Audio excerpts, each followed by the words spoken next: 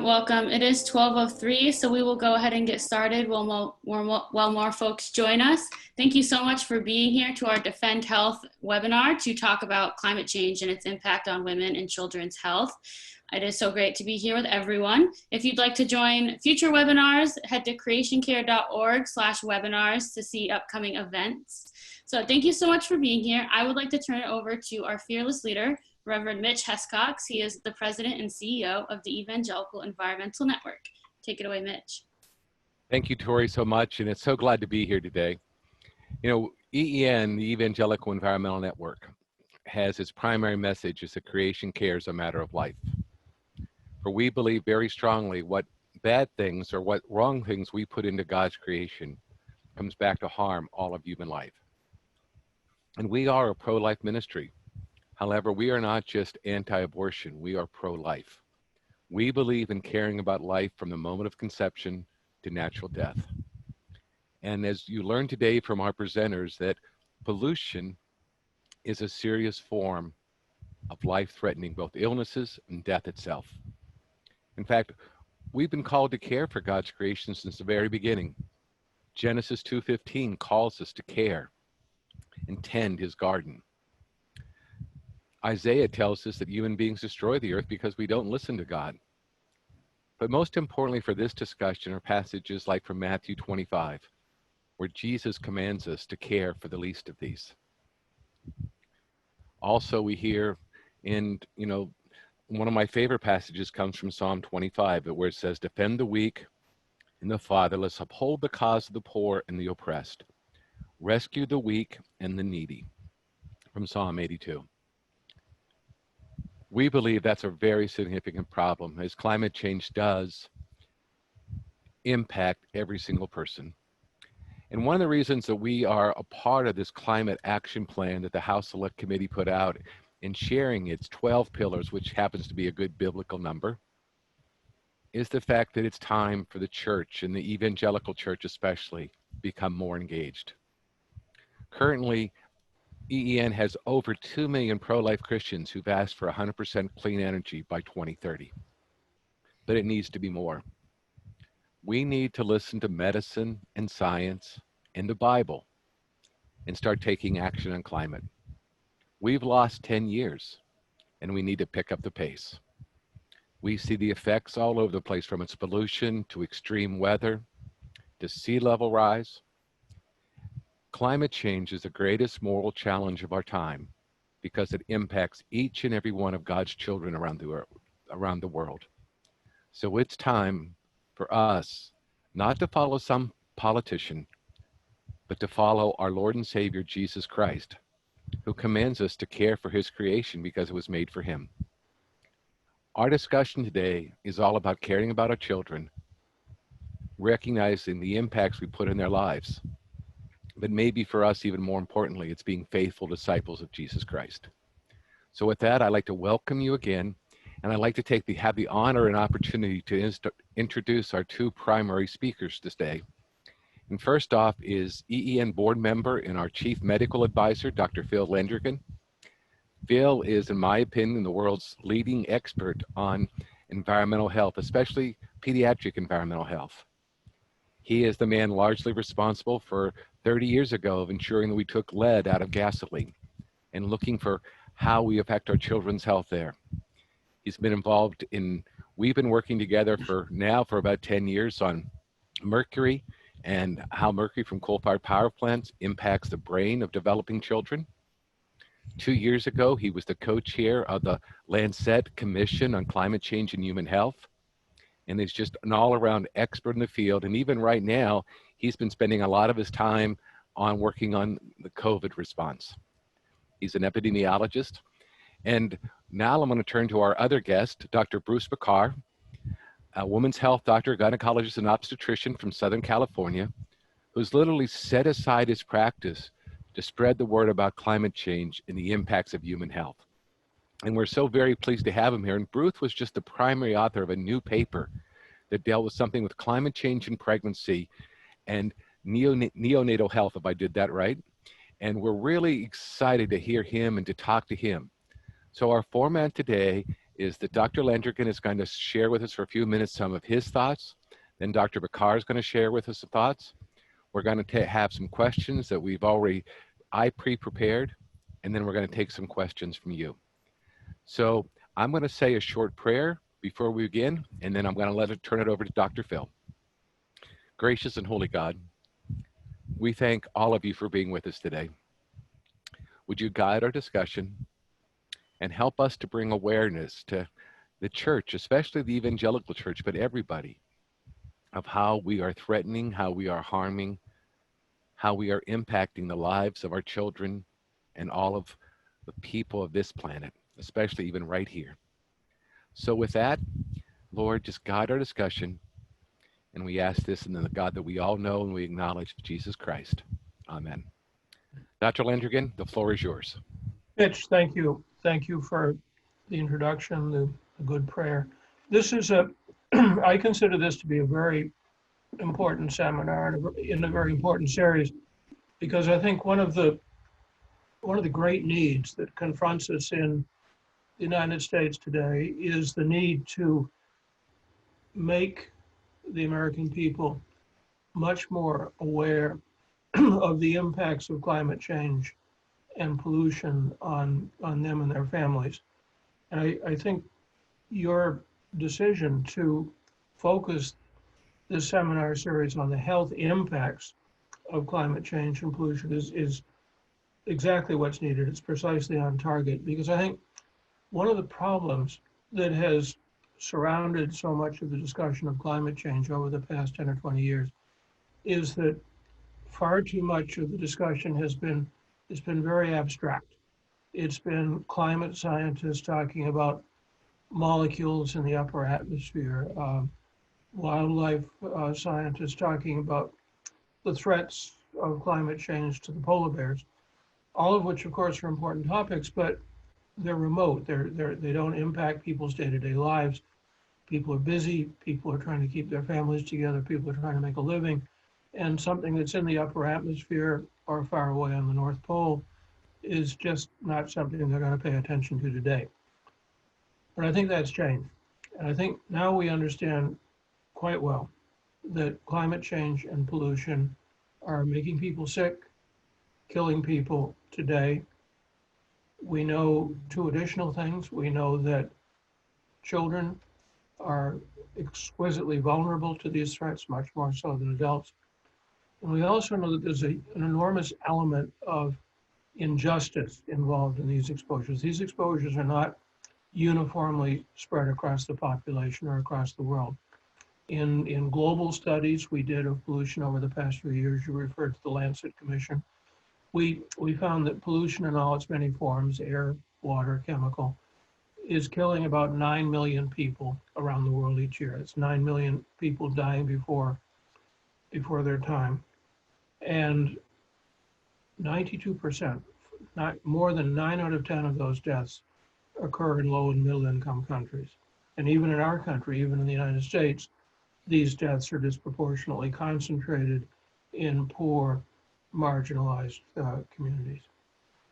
So I think that there are multiple reasons to focus on the health effects of pollution and climate change, and to give people the information they need to understand that these are threats that are affecting them and their children right here, right now, not far away, not sometime in the future, but right here today. And that's why I'm so delighted to be with you and with Dr. Bruce this afternoon to discuss these issues.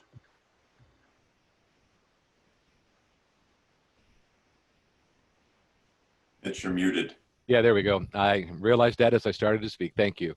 So thank you very much, Dr. Landrigan. And Dr. Bakar, please share your opening thoughts and comments. Well, first of all, I want to say that it's an honor to be on a panel with all of you. And Dr. Landrigan is a giant in this field. And so my brain already hurts from everything that he just said in his introductory comment.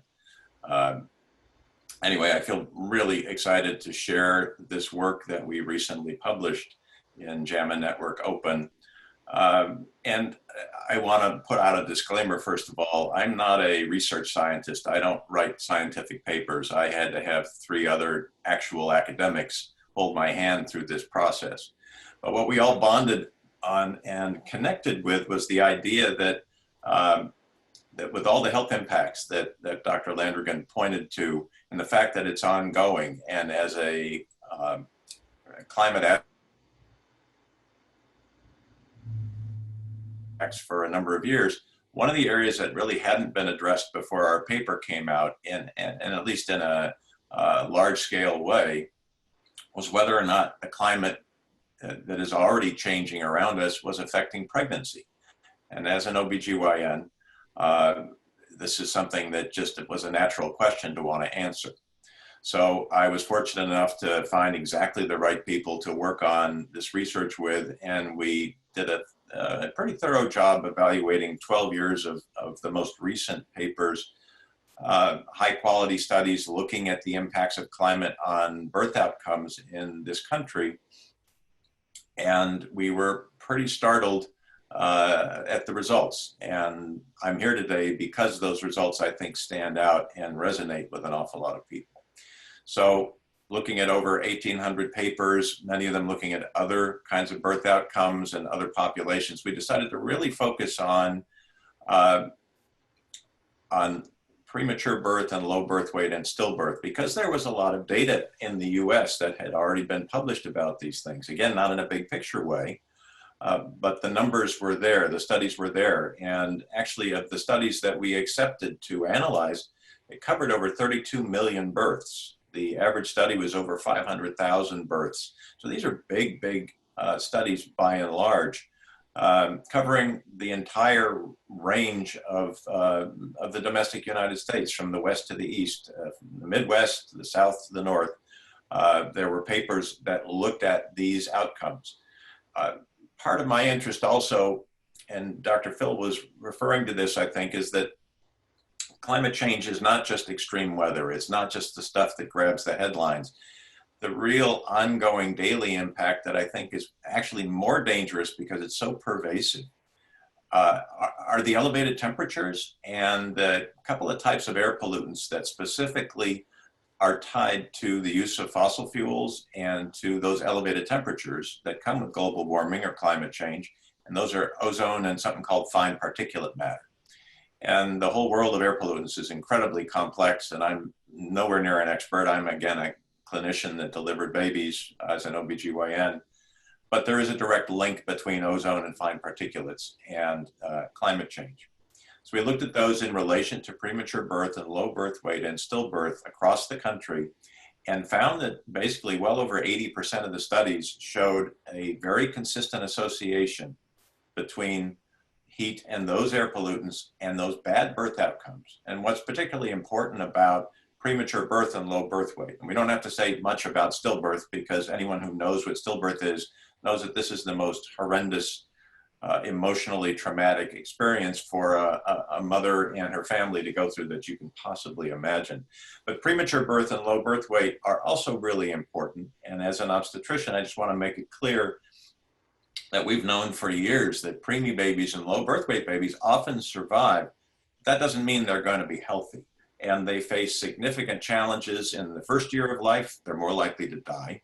And as children, they have certain behavioral and neurologic and respiratory problems. We're even finding that preemies and low birth weight babies can have major health challenges, cancer, diabetes, things like that later on in adult life. So yes, a preemie baby these days has a pretty good chance of making it unless it's really, really tiny, but that doesn't mean they're out of the woods. So anyway, as I say, we found very strong associations between the impacts that we were looking at, those bad birth outcomes, and the exposures, the ozone and fine particulate matter and heat. And our paper just seeks to at least to share that information. There's an awful lot left that we don't know. But I think there's enough of a signal there in the research that's been done so far that it's worth sharing. And I do just want to throw in that I know we're talking to you all there in Pennsylvania today, and I mentioned that our studies showed positive results in all these different regions. but there were 11 of the 57 studies that showed that this strong connection that come from the Northeast in particular. There were 5 on premature birth, 5 on low birth weight related to air pollution, and 1 on premature birth and heat. And out of those studies, 11 of the studies mentioned, out of those 11 studies, 3 of them mentioned that minority mothers, in particular Black mothers, were more at risk than any other populations. And that's an incredibly complex topic, but it's very, very important that we talk about and think about more how to protect those people that are getting hurt the worst and first, and certainly minority populations are that. So I think that's a good place to start. Well, thank you both very much. And I'm going to start with a couple questions. And actually, I'm going to phrase my first question in terms of what I'm passionate about. You know, one of the things in the past 12 years that I've learned is that in the United States alone, depending on which study and who's calculating it, each year somewhere between 125 and 195,000 people die from air pollution. The same things Dr. Bruce was talking about in the United States. And I just want to put this in your mind because I'm passionate that we're paying for the pollution generated primarily from fossil fuels with killing 190,000 lives or thereabouts every year. That makes me extremely passionate to do something about it. That's why I do what I do. And so why do you two do what you do? Dr. Phil? Well, I do it for a number of reasons. You've already hit on them. I'm familiar with those numbers. I agree with them absolutely. Somewhere between 125,000, 200,000 people die too soon in the United States each year because of air pollution. 95% of that pollution comes from the combustion of fossil fuels. A bit at certain times of the year in certain places comes from forest fires and other natural sources, but over the course of the year, it's the burning of coal and oil and gas that's the big thing. And the other thing that really gets me up in the morning and gets me into this is that I have a great passion for social justice, and it really irritates me. In fact, it angers me that it's the poor among us who suffer the most from these impacts. I mean, after all, think about what pollution is. Think of the act of polluting. What a polluter is doing is that person is pouring dirt of some fashion into the air or into the water. I mean, how would you feel if somebody drove down the street and threw a bag of garbage on your lawn? That's pollution. And so these people are putting dirt up their smokestacks, out their water pipes, into the air, into the water, befouling the environment, destroying creation, making people sick. And they're doing it without any cost to themselves. To use the economic term, they're externalizing their costs. Externalizing their costs. What's that mean? It means that they don't pay and that we pay. We either pay out of pocket or we pay through our taxes. And people have computed these costs. And it turns out that they run into the billions of dollars every year. These are not trivial costs. And they fall into 3 buckets. There are the costs of degrading the environment. There are healthcare costs, doctor costs, illness costs, the costs of caring for premature babies that Dr. Picard just talked about. And finally, there's what's called productivity losses, which is an economic term that refers to the economic costs that result when a productive person is taken out of the workforce because pollution makes them sick or pollution kills them. And so there are so many reasons, medical, social justice, economic, to address these problems. And we'll come back to it later in the talk, I know, but one of the things we've learned in the course of doing this work is that these deaths, these costs, this environmental degradation, none of them are inevitable. They're all man-made. And we know full well, we know absolutely how to prevent these events. And we can talk more about that in a few minutes. Dr. Picard, what are you passionate about? I know that you're a great climate activist. You know, you could be part of the EEN team with your knowledge on that, but you know, what really drives you to engage in these issues, and especially on the maternal and, you know, children's health issues? The way I started becoming involved in this, I always have been sort of environmentally minded. I grew up in Southern California, going to the beach with my family. And the photo that I'm sitting in front of is actually pretty close to my front yard.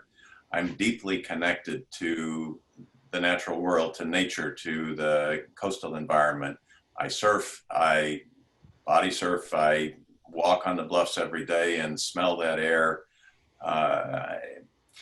I'm not a formally religious person, but I think my source of spirituality is very much my connection with nature. And thinking about it, I'm just unwilling to sit by while, we're not just talking about the loss of human life. We're also talking about other species and the natural world around us. And to me, it's incredibly important on a spiritual, on an emotional level. But I also understand, having had a background in college in biology, which was definitely reinforced by becoming an obstetrician, that all of life is connected. There is no separation between us and the natural world. This idea of the environment as though it's someplace outside of us is intellectually it's indefensible. The fact is, we are all part of the same organization of life on Earth. And what happens to us at any level affects everything else. So that's a big source of my passion, is I'm not willing to stand by and watch nature get, as Dr. Phil said, preventably degraded to the point where we lose it. I'm actually thinking in the opposite way. And part of what motivates me is that I think about what things could be like and how we can improve in what we have, not just keep it from falling apart. But if we're actually in charge at this point, and we have this brief moment to hold this candle and light the way for the future, what do we want to make out of the world? And I think that's a big part of my involvement, is I'm really excited about possibilities. There are so many things coming out of the environmental movement that to me are thrilling and positive. One of them is I've been driving electric cars for the last 5 years. I'm about to get another, a newer version of Tesla.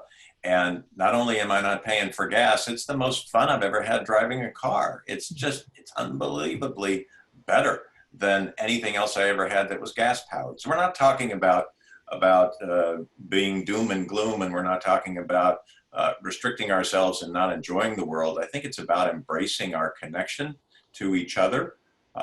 It's about righting many wrongs that have long overdue in the social justice and environmental justice areas. And it's about thinking about the world that we want to create, both to live in ourselves and to pass on. So I'm really passionate about it from all those aspects. I'm also an obstetrician, and although I don't have children of my own, each one of those babies that I got to welcome into the world and smile at and laugh with, I want them to have a decent place to grow up. And I feel like that's an obligation that I'm going to work towards my whole life. So those are just top of mind, my answers to that question. Oh, that's perfect. And I think just segueing that is that one thing we do want to convey on this call is that there is hope.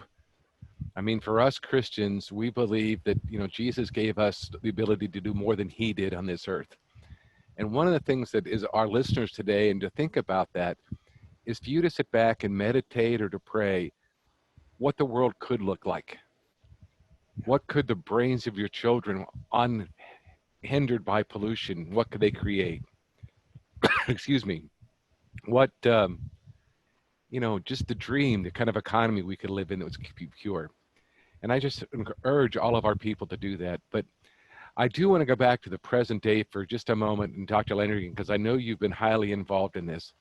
I'm sure that one of the big questions in the room today, and it's been in the media a lot, is this fact of how does air pollution that we're talking about today impact those who have been under attack from COVID-19? Okay, well, to answer that question, Mitch, a quick word on what air pollution is. It's a complex mix of microscopic particles that you cannot see with the naked eye and toxic gases. The big ones are fine particulates, 2.5 microns in diameter. People in the field refer to that as PM 2.5, ozone, oxides of nitrogen, sulfur oxides. So when we inhale those materials, and in particular when we inhale the PM2.5, the microscopic particles, those particles are small enough that they can go very deep into our lungs. They go down the trachea, out through the airways, out into the most remote portions of the lungs, and some of them are small enough that they can even pass through the lungs into the bloodstream and be carried to all the organs of the body. And we now know that chronic exposure to this particulate air pollution is linked to a whole series of diseases in people.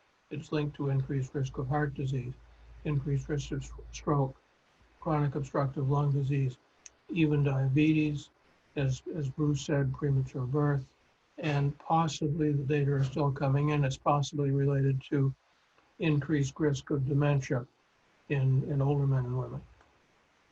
So how does this set us up for COVID? Well, at least in two ways. First of all, by increasing risk of chronic disease, air pollution makes people more vulnerable to COVID. We know that people with heart disease, lung disease, other chronic diseases are more likely to have bad outcomes from COVID.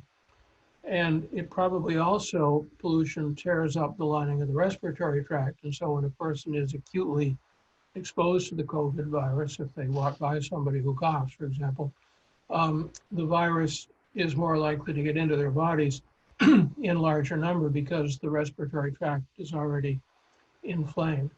So I think it's a very direct connection between air pollution, climate change, and COVID. And we need to be aware of it.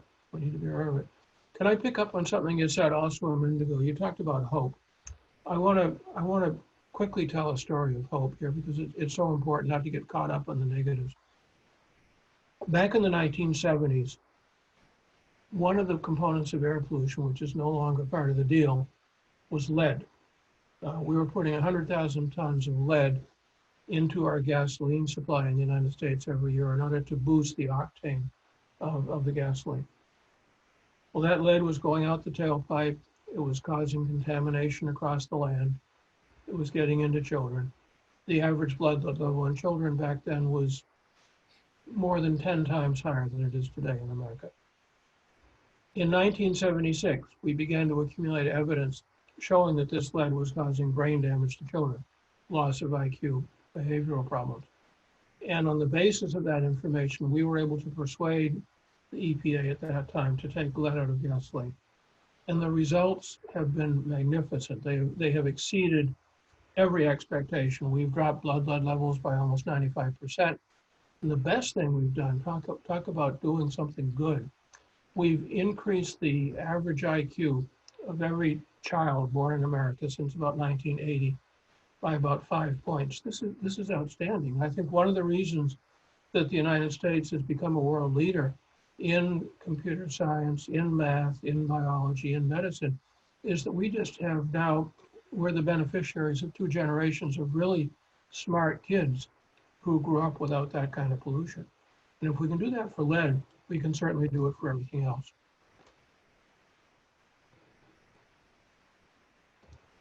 You're on mute, Mitch.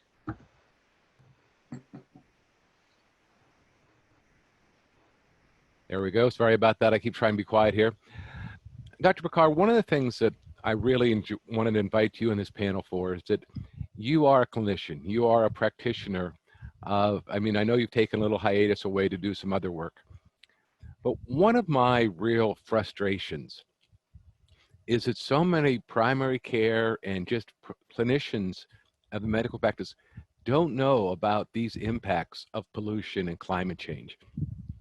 How can we better inform them? And then in turn, how can they inform their patients that this is a serious problem, to give it more credibility, to give it more exposure? What's your thoughts on that?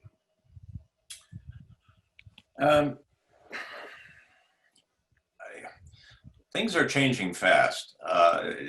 Opinions that we've held about the awareness around climate change in this country have rapidly evolved in the last just 2 years.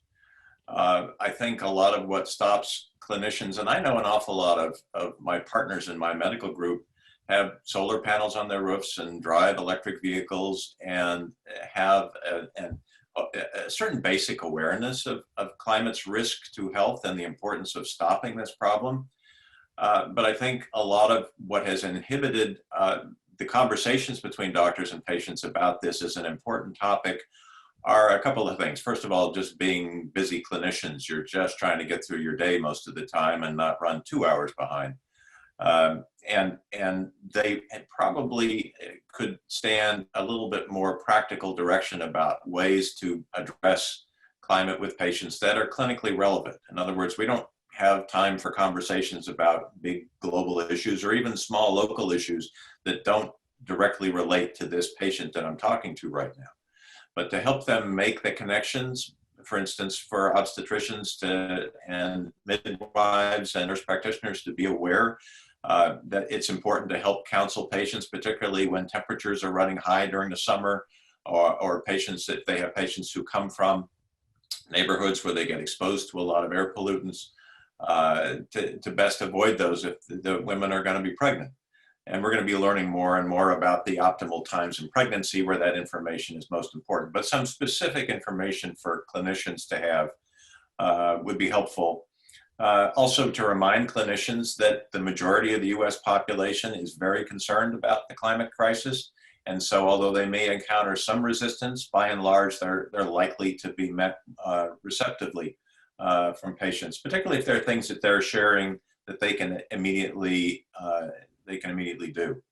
But a big part of this push for me and this new phase of my career is that it's really important for health professionals to get involved outside of their silos, outside of their offices, to do what Dr. Landrigan does, although most of us are going to do it on a much smaller scale, but to be engaged in our community with decisions that directly impact the sort of environmental exposures that patients are going to face or not face. For instance, our city, I live in a small city clustered around other small coastal cities, but we're joining together to give an alternative to the local utility, something called community choice energy, where we're going to be automatically provided with double or more the percentage of renewable electricity if we're part of this program, if our city joins up.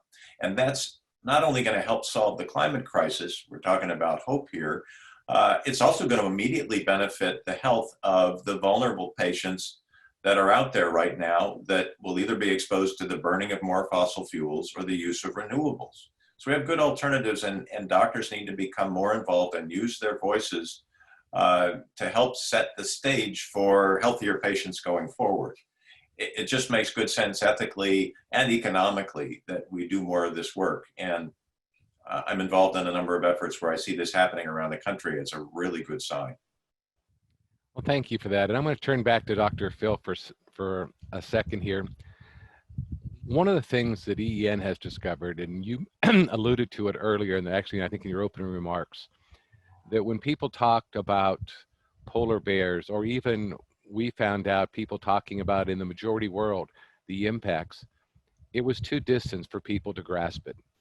And it's one of the reasons that we started talking about the impacts of children's health in the United States, because I'm a grandparent, I care about my grandkids. I was a parent, I care about my kids. But so who are, including our children, are the most vulnerable in the United States to these impacts of pollution and then climate change from your point of view? I think there are three groups who are really vulnerable. First of all, the elderly, because they have a higher prevalence of chronic diseases like heart disease. But most of all, it's pregnant women, unborn children, and little kids. And the reason pregnant women are vulnerable, it's not for themselves, but because any pollution that gets into their body is immediately going to go right through to the body of their child. And then the unborn children and the little kids are at risk for all the reasons Dr. Bakar was talking about. They're tiny, they're rapidly developing. Early human development is this incredibly tightly scripted process in which millions upon millions of events have to take place in a very carefully determined sequence. And if any, the consequence of that complexity is the great wonder that is a human baby. But the downside of that complexity is that it's vulnerable. There are so many moving parts that if something gets in there at the wrong moment, even a tiny dose of lead or pesticide or air pollution that gets into a baby during pregnancy at the wrong moment can have very serious consequences. So it's really the weakest among us, Reverend Mitch, who are the most vulnerable. Well, thank you for that. And I'm going to offer one more question to Dr. Bruce, and then we're going to open it up for the people that are listening to us today. And, you know, and basically I want to come back to the same question that I just asked Phil. Who are the most vulnerable from your point of view? We heard what Phil said, and I agree with him completely, but maybe could you make it more macro about maybe just segments of the economy that are really the most vulnerable to climate and air pollution?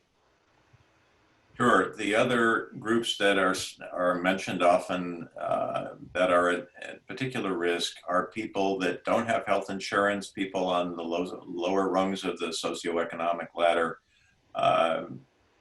They often, in addition to the elderly and children and pregnant women, the underinsured, the chronically ill, when JAMA, the journal that we submitted to, put out a call for papers, they mentioned all these vulnerable groups, but it was interesting to me that they didn't mention pregnant women, which is a big reason why we wanted to submit to them, because I think it's an underappreciated category, and I really appreciate Dr. Phil underlining the particular vulnerabilities of life developing in a woman's body, and how incredibly sensitive and amazing that dance is as you go from conception to a fully formed human being to a 5-year-old and a 10-year-old, all the things that have to go right. So I think those groups have to be considered also, as I say, the people that are oftentimes at risk of multiple adverse environmental exposures simultaneously. If you don't have health insurance and you live near a freeway or roadways with lots of air pollution around you all the time, if you're not only your own indoor environment with poor quality gas stove or something like that is putting pollutants into the air, but you also go to work somewhere a few blocks away where you have to ride through crowded and polluted streets in a building that maybe doesn't have air conditioning, a lot of people just they basically get hammered from dawn to dusk. And then they go back to a place where they maybe can't afford to turn on their air conditioning very much during the evening. And with the heat waves we have tied to climate, oftentimes temperatures don't cool off much at night. So there's a body that's stressed continuously from the outside and also internally from the stresses of having job uncertainty, having to pay a rent that's too high a percentage of whatever income you can gather, and being chronically worried about that. And all these things ultimately, no surprise, have a big impact when something like COVID comes along. They're already in a weakened and highly stressed state, so their outcomes are not surprisingly worse than everyone else's. Yeah, wonderful discussion. And so, I mean, I could keep asking you questions all day long because I have so much more I'd like to talk to you about. But I'm going to turn it back to Tori for a few minutes to share with some questions from our audience and people who are on the webinar with us. So, Tori? Great, thank you. And thank you both so much for this wonderful discussion and sharing your wisdom and your passion with us. So for those asking for the title or the study for Dr. Bakar's paper, I've included that in the chat. And you can find it there. It's also on his bio on our website where you registered for the webinar. So this first question comes from Emily, and I believe it's for Dr. Bakar, and I'm curious for Dr. Phil's thoughts as well. Did your study show that the minority and poor communities who were they impacted because of where they lived, for example, near industrial urban areas or refineries and landfills? Yeah, to put the answer fairly simply, we looked at the studies as they reported their results, and we didn't do an in-depth analysis, but virtually all the studies are all peer-reviewed, high quality. They all look to limit what's called confounding, so that other sort of potential reasons for finding a positive association would have been ruled out. They identified minority populations in many cases just because that data jumped out. And certainly what we're talking about, the so-called social determinants of health, the external exposures and internal stress of living on the lower rungs of the socioeconomic ladder are a big part of the answer. But we don't really know all the reasons why it showed up so strongly in Black mothers and minority mothers compared to others of us that are more fortunate. But it certainly is likely to be a combination of all of those factors. I also wanted to make one mention about the study. I'm glad you provided the link. We were very glad to be picked up by a journal that has what's called open access, which means that you don't have to be worried about having to sign up for something or buy an opportunity, spend money to read the article. It's free and open to all, which we think has really improved the exposure of these results. Thank you. So this question may be one for Mitch. If you had to put a price on carbon per ton, what would that number be? I think that the realistic starting price is probably somewhere in the neighborhood of $20 a ton, which is low. The real cost of carbon probably approaches $40 to $45 a ton, but I think we have to ramp it up. And to get there, and that's where I'm thinking of. I can tell you now that the external costs of, let's say, coal-fired electricity over wind power is 13.5 cents a kilowatt more of the external cost than it does for a windmill to operate. And that study's been proven after and after and over again. And so a good way to think about that, if you're paying your electric bill right now, you should be paying about 14 cents more a kilowatt every time you plug something in if you're getting electricity from coal. It's one of the reasons we all need to switch to renewable power and to do that. And that's a quick answer, but I don't want to talk too much today, but I would like to go back to the same question you asked Dr. Bruce and ask Dr. Phil's thoughts on it, if that's okay, Tori. Well, I think I agree completely with Dr. Bruce that people in poor communities are simultaneously hit with all the many negative factors that Bruce mentioned. There's more pollution, there's more stress, there's more anxiety, and all of those factors synergize. It's really very difficult to pull them apart. I know when we do studies of children exposed to lead, we know that lead reduces a child's IQ, but we also know that if a child is subjected to chronic stress, that reduces their IQ. And we know that children who get a double whammy, who get exposed to both, have more loss than either of the exposures can produce alone. So I think you have to realize that this is a pervasive issue of justice and equality, and it's impossible to pin it. It's impossible to pin it on a single factor in isolation.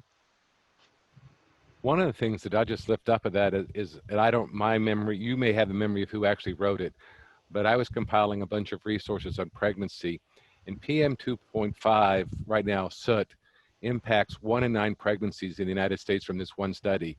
But what was surprising, it was 1 in 6 African American women, which doesn't surprise me at all, but that just gives our audience a comparative of the higher impacts, a higher toll on people of color than it does normal people. Tori, back to you. Thanks. And that relates to one of the questions we had come in via the Q&A function. Is PM10 not considered as deadly or harmful as PM 2.5? Well, it's all about size. PM10 means that the particle is 10 microns in diameter. 2.5 means it's 2.5. So most PM10 particles are large enough that they get filtered out in the upper airway, in the nose and in the throat, and don't go down into the lung. Of course, air pollution is typically a mixture of the two. So even when the PM10 get filtered out, the PM 2.5 keep on going. In the old days, before we had today's sophisticated equipment, PM2 was about all that scientists could measure. But nowadays we can easily and reliably measure 2.5. And we know that 2.5 is linked to all these diseases. And so that's the real focus of the research that's going on today. One And more I want question to for Dr. Bruce. So go ahead, Bruce. I'm sorry. Well, I just really wanted to underline what Dr. Phil said before about how pervasive the health effects are. We're talking about pregnant moms and their babies. And as an obstetrician, I can't think of a group that is more important to protect. But the health effects are across a woman's lifespan from the exposures. And my senior co-author, Dr. Dina Cola, Nate likes to talk about this category, air pollution, as being, they call it air pollution for a reason. It's not air nutrition. These are poisons. These are poisons floating in the air. And the fact that we can't see them or taste them in a way makes them even worse, because we can't avoid them unless we eliminate them at their sources. And we don't know what our exposure is. We certainly know certain populations are very much at risk, and more so than most of us, but we're all breathing these things in. And I think that's one of those questions that gets back to what kind of future do we want to create? We have a very easy and economical way to make energy now that doesn't create air pollutants. Why wouldn't we do that? I frankly am not really worried about a few wealthy people that are used to making lots of money putting poisons into the atmosphere. I'm really concerned and feel compassion for all of life on Earth that has to breathe. You know, it's actually cheaper today in many parts of the country to produce electricity from wind and solar than from coal and oil and gas. And the only reason that coal and oil and gas are still economically competitive is that those industries receive billions of dollars every year in federal subsidies. If those Absolutely. subsidies were smoothed out, Yep. the transition would occur very rapidly, I believe. Would completely agree. We're running out of time now, and I promise both of our guests the opportunity to have some closing comments and their call to action. So Phil started our seminar, and so I'm going to let Bruce end it. So Phil, share your sort of closing thoughts and what we can do about this, and what would your call to action be to our community? Well, my call to action is the following. It's based on history. In the years 1967 and 68, I was a pediatric intern in Cleveland, Ohio, at Cleveland Metropolitan General Hospital. And in those days, the air pollution in Cleveland, like other industrial cities in the United States, was so bad that on some mornings we could not see down the length of the hospital corridor. There was so much smoke intruding in from the outside. This was an interior corridor. Those days are gone. We passed the Clean Air Act in this country in 1970. Since that time, we have reduced air pollution by more than 70%. At the same time, we've cleaned up water pollution, we've cleaned up hazardous waste sites. Basically, we know that we can do it. We have done it before, we can do it again.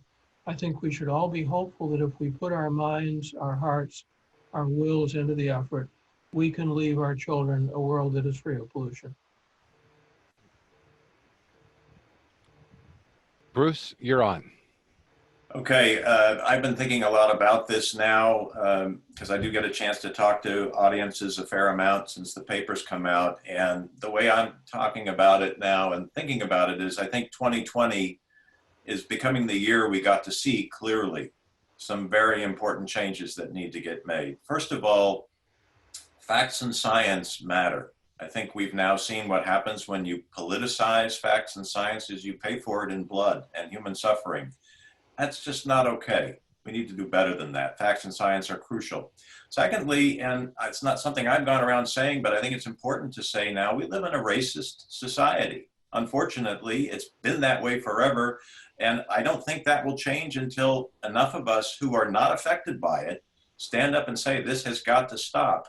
We are all, and that to me is the third point, we're all connected, regardless of whether we look like each other, agree with each other, have the same baseball team we're rooting for. All of our lives are linked. And so it's best to look at the world that way and govern that way, since I think that's a reality. The next thing is that we have a climate crisis. It's not a small thing. It's not something we can push down the road, but this is America. We should be leading in solving this existential threat instead of letting ourselves be dragged along by the rest of the world. Job number one is to rejoin the Paris Climate Accords and become real leaders. There's so much to be done that can improve the world and help save human lives. in addition to solving this problem. And I want to be part of a country that does that, not one that's the laggard, that's one of the very few left in the world that's not signed on. And the last thing, and to me this is really important this year, is that leadership matters. I think we've seen what happens now in a crisis that's not only completely unprecedented, it's also unprecedented. We have a vacuum of leadership coming out of the White House in Washington, D.C., at a time when people are dying every single day. And that to me is morally unacceptable. Leaders allow us to see the big picture. We're all capable of being short-sighted and a little bit too self-absorbed on our own. We need leaders to lift our gaze up and remind us about long-term benefits and people other than ourselves. And I think within that, when we elect leaders like that, we have a far greater capacity to be proud of ourselves, to provide for the future generations, and to be happier. I do believe that when some of us suffer, we all suffer at some level, whether it's consciously or unconsciously. And we need to only elect people that will admit that this climate crisis needs to be fixed now, not next year, as best we can. We need to really get started on this. And people that are real leaders that unite us and raise our vision so that we see the big picture and take care of everyone. That's all I want. Sounds good to me.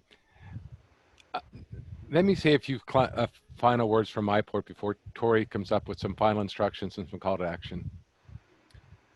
I believe very strongly that to solve the climate crisis, we need to do three things. The first and most importantly, we need to come together as a nation and do our part. This is not a Democratic issue. This is not a Republican issue. This is an all of us issue. It is a moral issue, as was said many times. From our perspective, it's a biblical issue. Both sides of the aisle have some different ideas how to tackle it. Let's come together and make the best work. But it also starts at home. Each of us can become more energy efficient. We can all drive energy efficient cars. We can insulate our house. We can buy our electricity the way we do it. We can watch how we waste our food. There is literally 1,000 things we can do at home to be part of the solution. The second thing we can do is we can be part of our communities. We can encourage our churches to become energy efficient and put solar panels up, to have greening and community gardens, and to buy and to do all sorts of things with even community solar and local projects of getting electricity. We need to help our communities who are informed by severe weather to be prepared for it and to work with them, to be shelters and look for people. You know, more people are going to die of extreme heat in the next 10 years, probably in the last 30 years because of climate change. And thirdly, we need to come together as a complete society. We need to tell the people that we elect, both at the state government and at the federal government, to come up with sensible plans. I believe what the House did in their select climate plan, their climate crisis action plan, is a good beginning. It's a roadmap and start that we can use to make some bipartisan plans together, because I believe it has to be bipartisan to be enduring. We've seen what happens if things aren't done together. As parties switch, plans go away, things are destroyed. But I hope that everybody in this call and everybody who watches this webinar will join with us. It's time, especially for my evangelical church, to come to grips, to join with the National Association of Evangelicals, to join with the Lausanne movement formed by Billy Graham and John Stott, all who have taken very strong actions on we need to address climate. We have well over 5 million pro-life Christians who have taken all sorts of creation care actions in the past 5 years. The movement is growing, even within our community, but we have to keep it up. We can no longer wait. And so I'm personally asking you to take this to prayer, to hear what God wants you to do, to be part of this call to action, because we will reach the unfortunate number of 1.5 degrees Celsius in the next few years, maybe not on a long-term basis. We've already put in 40% more carbon in the atmosphere than God designed to keep this planet nice and warm and safe. It's time to act. We are literally killing our kids with pollution and climate change worldwide over. If you think of one thing that one statistic I'll throw out worldwide is that every 2 seconds, a person in the majority world is forced to flee because of climate change, to pick up their bags and roam. If people are worried about our immigration now, continue to wait, because it will get worse. And we have a responsibility, and I will repeat these words from the Psalms before I turn it over to Tori. The whole reason we do this is because God calls us to defend the weak, the fatherless, uphold the cause of the poor and the oppressed, rescue the weak and the needy. For me, our unborn children and newly born children are some of the most weak and needy, and they're the ones that are some of the most impacted from climate change and pollution. So thank you for being with us. A special thank you to our 2 excellent physicians, doctors, Dr. Vicar. Thank you, Dr. Landrigan, for being part of EEN for so long and being a good friend.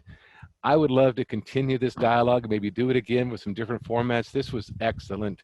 And I just want to, from the bottom of my heart, thank you both for giving up of your time to help educate our community and allow this message just to be spread throughout the world. So thank you very much. And Tori, closing remarks from you. Thank you so much. And thank you to our speakers. This has just been fantastic.